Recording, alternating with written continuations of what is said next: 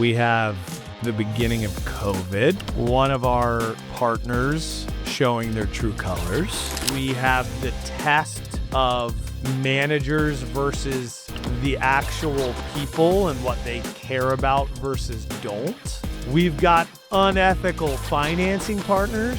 We have, holy shit. Someone read the book and they go, you need to make this a fucking TV series. This is the most outrageous, wild shit on the planet.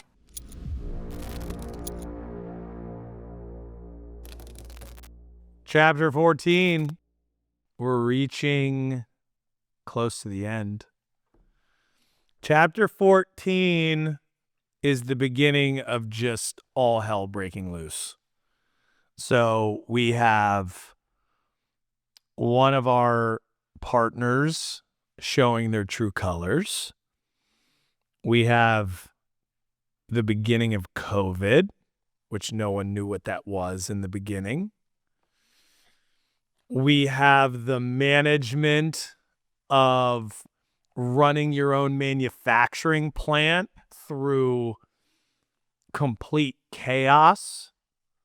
We have the test of managers versus the actual people and what they care about versus don't.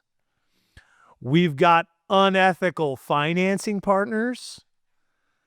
We have, holy shit.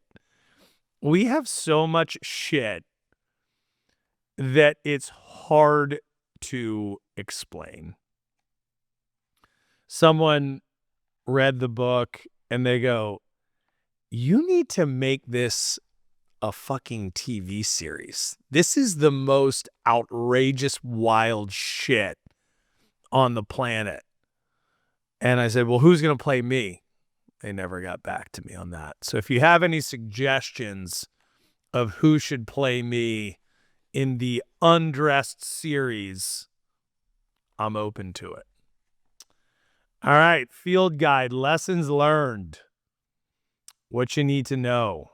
Go to the source for your information. How to do it. Just ask the people directly. Get out of the boardroom. Stop watching the news. Stop asking experts. Go to the warehouse or your version of the warehouse and ask the people yourself. Getting real-time information from real people will always provide you with the clarity you need. And a lot of people have said this in leadership books, which is like walk the floor and go to the source. It is really, really important because anytime, just like the game telephone, someone's going to mishear it, or they're going to put their filter over top of it, or they're going to put their agenda over top of it, and you're not going to get the correct information. And for us during COVID, we had all of our managers telling us that none of our warehouse and manufacturing team wanted to work, and this and that and this and that. So we just walked back there and we're like, hey, what do you guys want to do?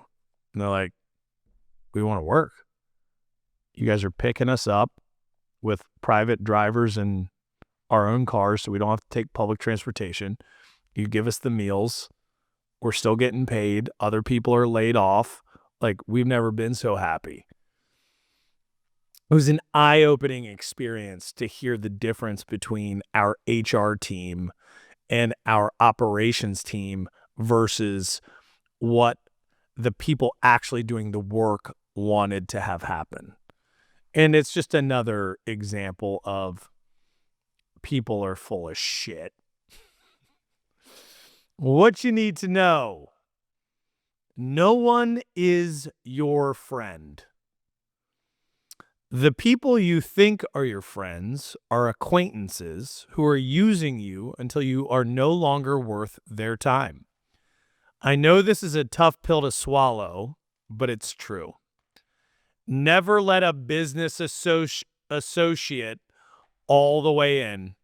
Constantly revisit their character and loyalty to you and the cause. And it goes on a little bit more. This is not only a tough pill for most people to swallow, it was a tough pill to experience firsthand. I thought everybody treats others how they want to be treated, or they have a limit to what they're willing to do to you, or how quickly they'll just throw a relationship or a friendship away for greed. The surprising truth of the matter is, yeah, it's exactly what I said, that the people you think are your friends are acquaintances who are using you until you are no longer worth their time. Now, this is in a business scenario. I'm not telling you that your best friend from 6th grade is utilizing you because you have a pool or something. I'm talking about in the context of your journey, whether that's pro athletics, music, the groupies, business, investors, whatever. Yes, they may like you and you may enjoy some of their qualities, but I got bad news. When the rubber meets the road, no matter how much shit you've been through, they're going to react in a way that you are not going to expect, and it's going to catch you off guard, because it caught me off guard like a motherfucker. What you need to know: figure it out yourself. How to do it: join YPO, or a version of that, which is the Young Presidents Organization. Discuss strategies with your peers who don't have a financial incentive to fuck you. Leverage every resource you can before tapping into people who are financially tied to you. Loose lips sink ships. The more information you give, the more vulnerable you become. The more problems you solve, the more valuable you become. I see this a lot. This actually goes back to a previous field guide learning lesson, which is there is no trivial comment. I did not find YPO until later on. And so this whole kind of peer-to-peer confidentiality, trust, certain size business leaders are in it. It was very, very helpful for me at the end, but I didn't find it until the end. And in reality, you want to utilize the insights of the people that know the most so that they can give you the most accurate information, but you don't understand that your board is evaluating whether or not you're the guy for the job, whether or not you can lead to the next level. So if you're calling them being like, hey man, I don't know what to do again, and it's the third time that week, you do that for a couple weeks in a row, you're going to not have a job. So find yourself an environment like YPO where you can go in, get insights that help you figure it out yourself. What you need to know: people are surprisingly worse than you can imagine. How to do it: I still keep a little faith that someone will pleasantly surprise me with their character. I do that by staying in the game and evaluating potential business partners, by imagining a worst case scenario and then playing it out until the end. Then I make it 50% worse. What does that look like? Can you survive that type of onslaught? Can you withstand that type of attack? Every person you let in your business increases your risk. The old saying of with raising kids, it takes a village, does not apply when you cross a certain threshold of business. This, probably of all the learning lessons, people are surprisingly worse than you can imagine, was tough. That was tough to process, because you think people have limits to what they're willing to destroy for money. And it turns out they don't. And it turns out they will take everything you have and then some, and they will laugh over the ashes as they piss on them. I thought that was only in movies or pretend TV shows like Shark Tank. And the facts of the matter are, no, people have the capacity to be that horrible and then some. And it's going to blow your mind, because it blew my mind. I did not see that shit coming. I knew people could be bad.